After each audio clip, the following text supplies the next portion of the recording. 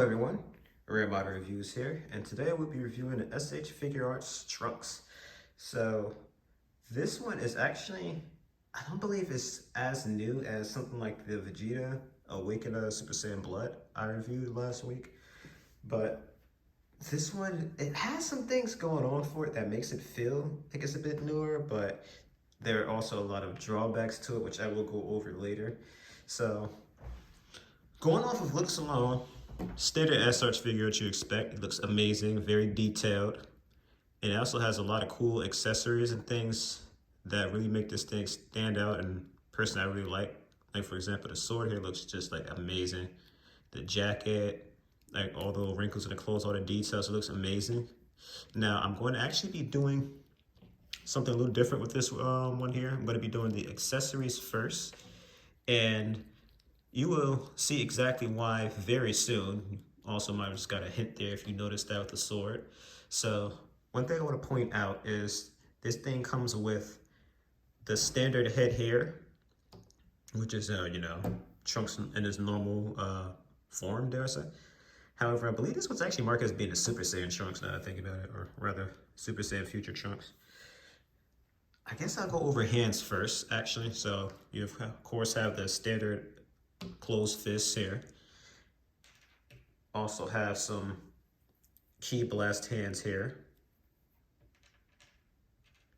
You have some holding hands here. Now, one weird thing about this figure is it actually has two sets of holding hands. I'm not sure exactly why, but it does. Has some additional hands here. I believe these are key blast hands, not fighting stance hands like a lot of the other ones seem to be. Could be wrong. Maybe those are fighting stance hands, not think, but I believe these are the additional key blast hands. I guess these are more so be for the burning attack, huh? So I guess I'll go over the sword first. Again, an additional set of hands. I'm going to show you other ones so you guys know I'm not crazy. So again, it has multiple sword holding hands. I'm not sure exactly why, but it does. I guess I'll actually put them both on. I'm sure there's some reason to it. Maybe one of them is angled a bit differently, but I'm going to take the cat out of the bag here right now. The reason why I'm doing accessories first is this sword. This sword does not hold on very well at all. I find this mostly because it's lower strap. I get this top one on perfectly. Like this one never comes, it's just this lower one that does not want to stick on. I don't know if it's just like draping around a shoulder or not. I'm going to say it's the connection point here because this thing feels very loose. It comes straight out. Honestly, I don't know how you'd fix that without gluing it on, which I probably could do, honestly. I'm not sure if that'll help. And then there's also the fact that you have to be able to move the strap around to, do different poses and whatnot on his back. So he looks cool with the sword, but honestly, you're probably better off just taking it off if you don't even really like the way it looks that much and all that. 'Cause it's just a painting in the butt to do with that sword. So again, I'll put both on just for the sake of showing this thing off. Oh, let me show that off better. Did that cut off camera? Yeah. Sword can be unsheathed from the holster, which is very cool, by the way.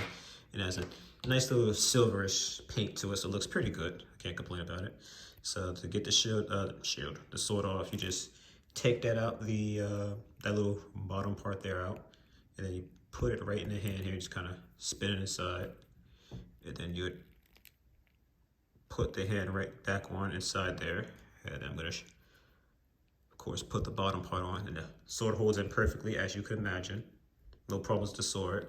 And the main reason why I put the other one on is for those of you who probably will ask, and I can confirm you indeed. That's another gripe about this kit, by the way, or figure. This lower part of the arm here pops off way too easy. And honestly, I'm not sure why they even have, I mean, I guess it's good for articulation, but I don't know. It's really annoying how easy that comes off. I personally wish the other figures I have that have the additional crossed arms came off that easy. It'd be good for them. Those ones actually are on pretty tight. Whereas this one who does not, his comes off super easy, so that's like pretty frustrating. But you can get both hands on in here. Oop. You just gotta kind of maneuver. I mean, they mostly tell you to do this without the hands pegged, and I could kind of see why. But oops. I mean, I don't need to get the little bottom part on. You kind of get the point here. I mean, this thing's on rock solid. You get both hands on. I think I might see why there's two different sets now. It appears that one of them might be maybe arced down a little bit more, so that might be why there's two sets. I think this one might be arced down a little bit more because it's a little harder for me to get this thing in the hand than it probably should be. So that might be the difference between the other set of hands. I could be wrong, but I'm gonna actually take off the, I guess I might as well show you guys before I get rid of this hand. Here, just for the sake of it, I'll put a different key blast head on. I guess that'll look good for the next accessory I want to show off in a second. But where's the sword at? Oh, I'm sure a few of you want to see him grabbing the sword out the holster, so here, I'll show it off. You indeed can do something like that, where you put it on his back here, like so. Kind of rotate it around a bit. And this is actually how I have him on my shelf too before I took him out for the review. But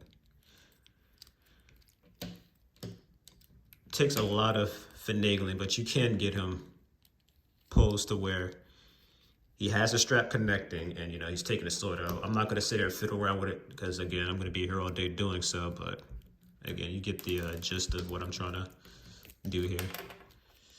So that's enough with the sword. And honestly, I'm probably going to just leave it off because, again, I don't feel like fiddling with this sword. It's going to take way too much time for me to do so. Now, moving on. The next accessory we have for this thing is going to be the actual head that thing's supposed to have on. So we're going to have to decapitate Trunks for this one here. And as you can see here, you have a proper Super Saiyan head. Now, this is one of the reasons why I think this one is a bit of an older figure compared to the others. His hair doesn't look as golden as Vegeta and Goku's did, and I actually meant to bring Goku out for a size comparison, but I forgot him. But I have Vegeta here on the side. I'll show him off at the end of the review for a size comparison. So, you of course have him in his little standard face here, him just kind of frowning. But one interesting thing they did with this figure is they actually have two different versions of the hair. So this one's like the hair a bit more arced up. I guess it's kind of more for like a more dynamic pose of him like kind of jumping and swinging the sword aside. And also, of course, you have different faces. So you have another frowning face here, which doesn't look much different from this one, honestly. I'm looking at it. Oh, okay, wait, I think I see the difference. One of them has his eyes looking slightly to the side. Never noticed that. We also have him kind of just frowning. I'm going to do this one because it'd be a little awkward having him do this for the rest of the review, but it's pretty simple for the figure. You just remove that piece of the face there. And you connect the bottom piece there. And then again, we're going to throw in the alternate hair piece here. If I can get it to fit in. There we go. I guess I need to do a little bit more force to it. I'm being too gentle with this thing. Voila. So now, you'll be able to pull off a nice little burning attack here with him. And that's it for the accessories, really. I don't think I missed anything.